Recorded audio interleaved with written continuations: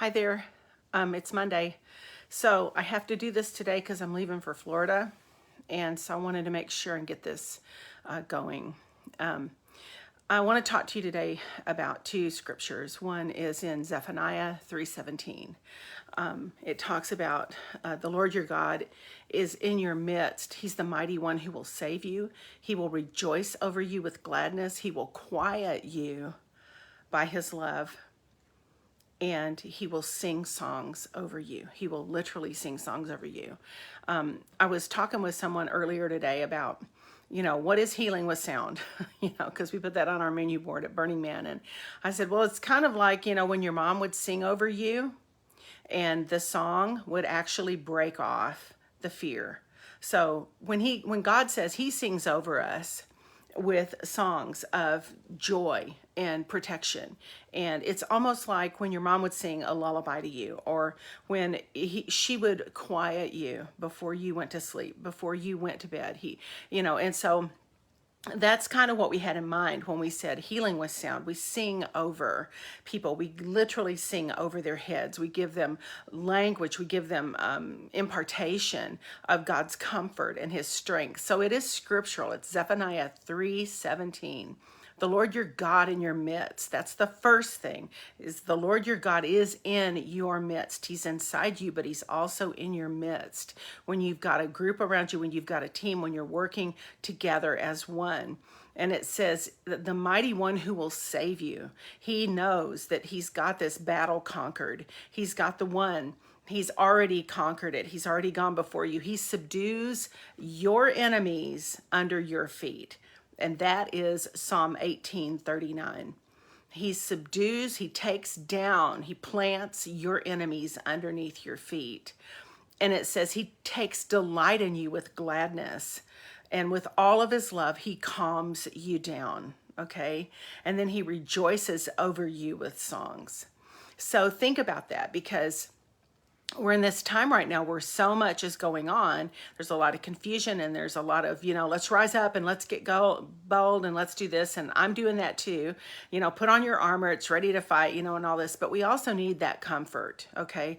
I remember someone said to us, you've come out of it like a 7-year period where it's been hard for you, it's been tough, but you're going to need to be healed and comforted from the season you just came out of, because there was a lot of stuff going down and you suffered. You actually took on a lot of things that you didn't expect, and it traumatizes you.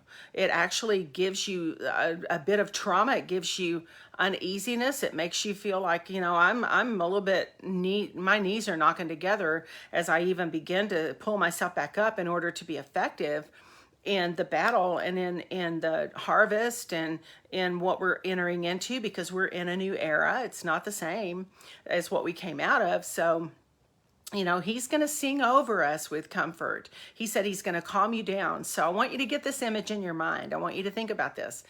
He said, I'm going to calm you down in Zephaniah 3:17, and then I'm going to sing over you.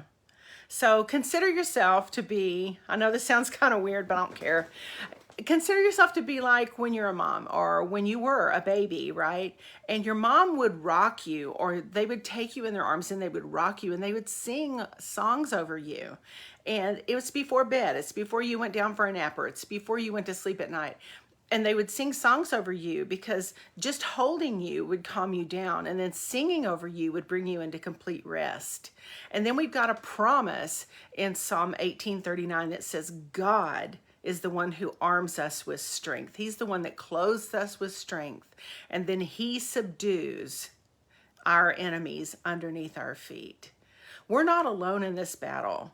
Okay. These things are too great for us. God's inside of us and he lives in there, but he also is in our midst, and he's mighty. So what we can't do, or what we're not able to do, we are going to have him do it, right?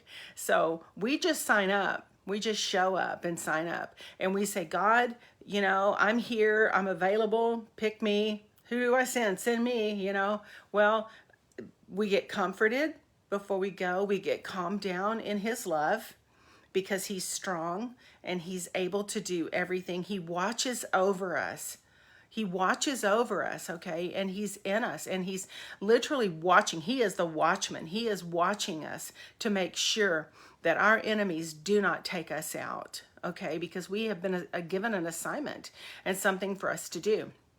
And then he sings over us. He calms us down. And that's where I think we are right now. I think we are in the calm down, comfort state. We need to be calmed down. We need to be assured of his ability to accomplish what he needs to do. Everything in God is a timing issue. You know, everything that he does in us and through us and for us and with us is a timing issue. It's not going to all happen right now. It's not going to all happen in just a second, you know, like immediately. Our time frame is not his time frame. He says that, you know, Isaiah, hey, your thoughts aren't my thoughts and your ways aren't my ways. My timing is different than your timing. So you're going to want to pay attention to the timing of God. He knows exactly when you need to be, where you need to be, what you need to say, how this needs to happen. And in the meantime, we take comfort in his comfort. Okay, we take assurance in his love. We fold ourselves into his arms and allow us to be healed. Allow him to heal us from all the stuff we came out of and sing over us, okay, and get us into that quiet place, into that place where, because peace is the seedbed of revelation. So when we're being, you know, when we're being comforted by God and when he's singing over us with songs of joyful singing, it says, one verse, it says, he'll sing over us with joyful singing. He rejoices over us. He literally like affirms us. He gives us his affirmation. He lets us know that we are good, you know, like he loves us. And he is not ever gonna not love us. He loves us very much, and he wants us to cradle up in his arms so he can comfort us, calm us down, and sing over us. And with that brings strength. And then he says, I will subdue the enemies that come against you. I will subdue them underneath your feet. I'm going to take care of those enemies so that you don't have to do that, okay? I think right now, all of us are getting into that transition place. Things are starting to loosen up. We're not sure of the future. God knows the future, okay?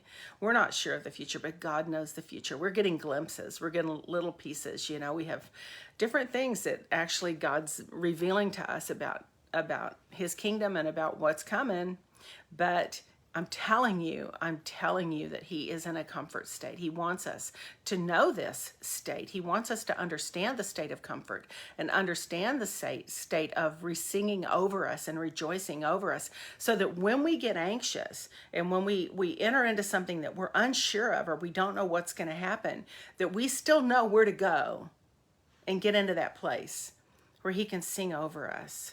Loudly, it even says, loudly he'll sing over us, or calmly he'll sing over us, but he calms us down. So that's really the message. Like, he's going to take care of the battle. We need to know where the secret place is. We need to know how to get in his arms. We need to learn how to be kids again and get up in his arms and let him sing over us and let him comfort us and let him, you know, when he says, hey, when you're weak, I'm strong. Let me be strong. You don't have to be strong. You can be weak. And I'm going to be strong in you, and I'll be strong for you, and I'll do whatever I need to do. You know, we just did a Dreams and Visions workshop. Barbie Breathitt and I did a Dreams and Visions workshop this last weekend. And it was so rich, and it was so good, because we were teaching you, look, you know, God gives us dreams and he gives us visions. I know that I'm pretty much labeled as a dream lady, and probably so is Barbie. That's not all we do. You know, we equip and we give you tools and we give you understanding and we give you wisdom from things that we've learned over these years. But I can tell you firsthand, personally, if I didn't know how to get in God's arms and let him comfort me after a battle, after going out on an outreach, after going into dark places and places where it scares me and it makes me feel uncomfortable and I feel dirty and I'm not sure if I even did anything, I'm not even sure if I accomplished what he wanted me to. If I didn't know how to come back and let him comfort me and tell me, you know what, you did good. Good for you. Good. And I'm going to sing over you. I'm going to rejoice over you. I'm going to calm you down. I'm going to calm all your fears down. And all I need to hear from him is, well done. That's all I want to hear. And he'll sing over me and say, I just want to hug you. I just want to rock you. I just want to take you in my arms. I just want to comfort you and make you know that I so love you. I so thank you for what you did. I remember walking into this place. I was going to do a kind of a reading, thing. And I had scheduled myself to go into this place, and it was a New Age arena. They're all New Age, and I've never been New Age, so don't ever think that, because I never did know what New Age things were. And so I walked in. I walked in to check out the room, okay, because they did all the advertising for it and everything. And when I was walking back to my car, and God arrested me at that moment, and he said, "Thank you." And I was like, I heard it, and I went, "What? Like, what?" He goes, "Thank you." He goes, "I don't have anybody doing this. None of my kids are in here doing this. None of my kids are in here trying to reach people that are deceived by all these other ways and winds of doctrines and all this stuff. I just want to say thank you. Thank you for being willing. Thank you for going in." And I was like, I'm scared. I don't even know what I'm going to say. I don't know how this is going to go down. If it's meant to happen, I don't know. And God said, "Thank you." And he was like singing over me at that moment. Thank you for doing this. And it really caught me off guard. And I thought, wow, we are in partnership here. I'm in partnership with him, and I'm going to go do what he wants me to do. I don't always have the answers. I don't always have the money. I mean, most of the time I don't have the money for what I'm supposed to do and places I'm supposed to reserve, and even things that we give out on our outreaches. We're getting ready to do another one June 5th. We're going out, and I'm like, but God supplies. He takes care of us, and then he sings over us, and he rejoices over us. I know that when I get to give a prophetic word, or I get to interpret a dream for someone on the street, and they're lost and they're just hanging out, they're trying to find direction and all that, when the words come out of me that I know are breathed by him, that I feel the same thing they feel. I get as encouraged as they get. I feel the same. I'm like, oh my gosh, they feel it, I feel it, and we're both going, oh, that was awesome. Like, that was so great that he talked to us like that. He gave understanding about something, and he gets all the glory, It's like the glory realm just falls down on you, and they get in it, and you get in it, and he gets all the glory anyway, because okay, that it's not you. It's not you. But he also sends angels out. And the angel realm is a very real realm. I remember Paul Cain used to talk about, he said, hey, if you talk about angels, they'll come. The more you talk about them, they'll come. Well, we send them out as gathering angels, as harvesting angels, as warring angels to go before us. They fight for us. They're assigned for the children of God, for our salvation. They're assigned to assist and to help us on anything we do. So we charge them to go out before us and to help us out, right? And then we get these words of knowledge because the Holy Spirit's all around us, because we're doing what we're asked to do. He said, go into all the world and make disciples. Well, that's what we're doing, But on the other hand, we also need to be comforted ourselves. And we need to feel like, we're okay. We've done this and we're good. And God's going to cradle us in his arms. He's going to calm us down. He's going to calm us down. He's going to calm us down, and he's going to say, yay, good for you. I'm going to sing over you, just like you were when you were little. I'm going to restore you back to your innocence. I'm going to restore you back to your innocence, where I can just hold you in my arms and tell you, good job. Good job. So I want to encourage you that we're partnering together. Right now, we're partnering with his comfort, we're partnering with his protection, we're partnering with his strength. And when we are weak, he is strong. When we don't know what to do, he does know what to do. When we don't have everything, he has everything.